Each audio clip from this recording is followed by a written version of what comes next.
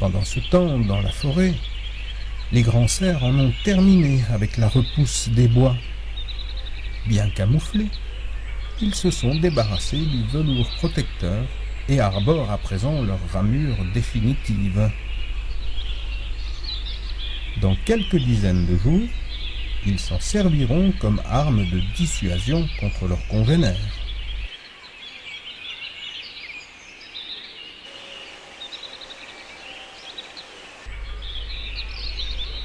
Le temps change, les jours raccourcissent.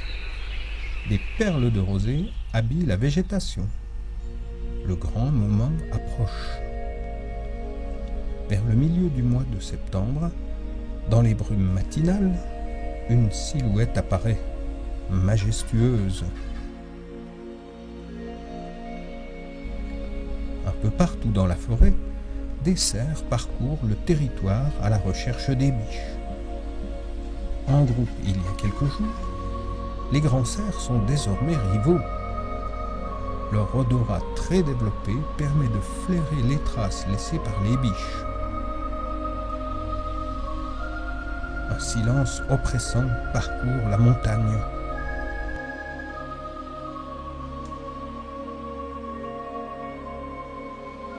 Le grand moment est arrivé. Le brame va commencer.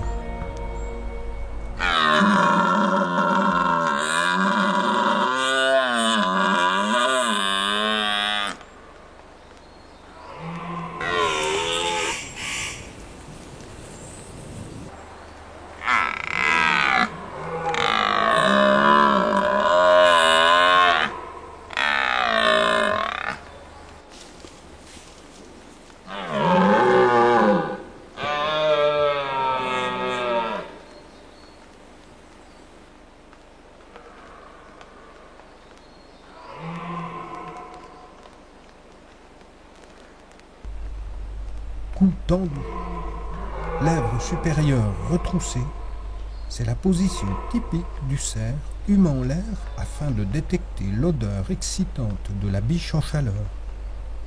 Celle-ci est immédiatement repérée et prise en chasse. Mais ce n'est pas gagné pour autant, car c'est la biche qui décide de l'accouplement. Elle n'est réceptive qu'une vingtaine d'heures. Il faut donc être prêt 24 heures sur 24.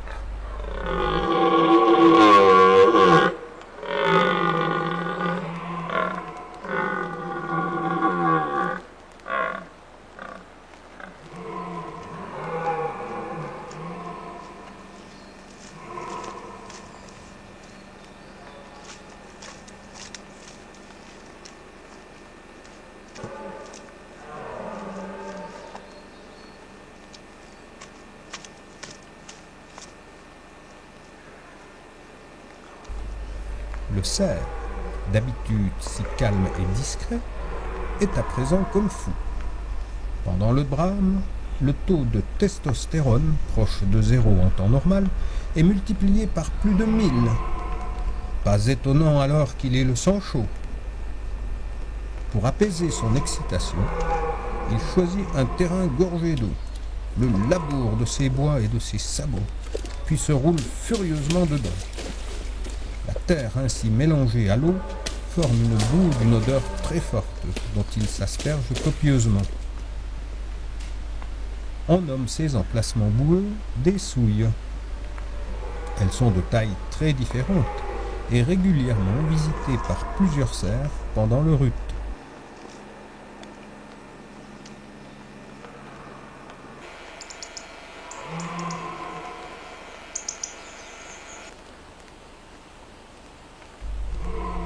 Après ces ébats aquatiques, ils repartent à la recherche des femelles.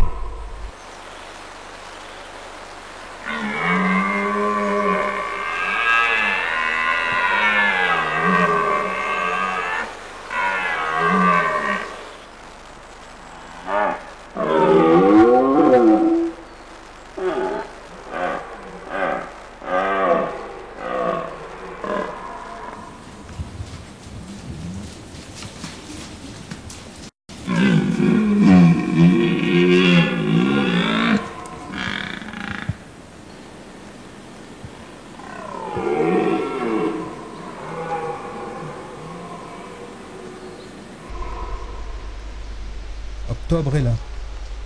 Les feuilles jaunies commencent à tomber. Là-haut, dans un sapin, un pic noir cherche des larves en faisant éclater l'écorce sous la puissance de son bec effilé. L'humidité qui règne en cette saison fait surgir de partout des champignons.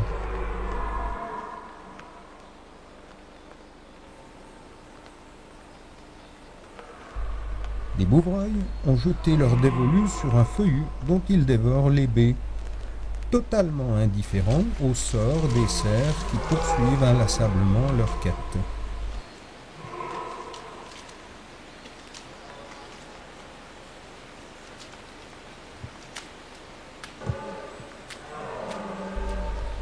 Les bains de boue se multiplient, mais n'éteignent pas le feu qui les habite.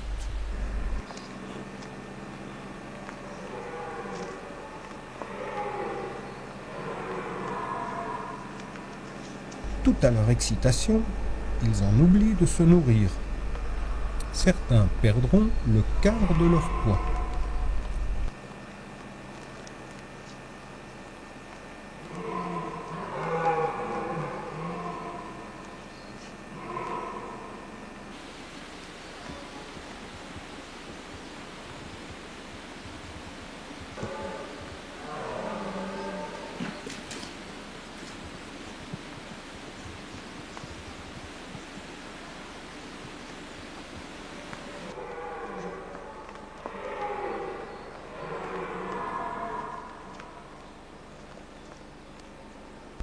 Qu'importe, le désir est le plus fort.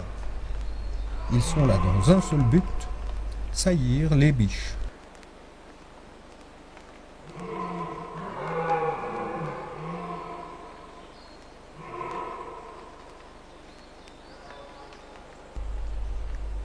Cette année encore, la pérennité de l'espèce est assurée.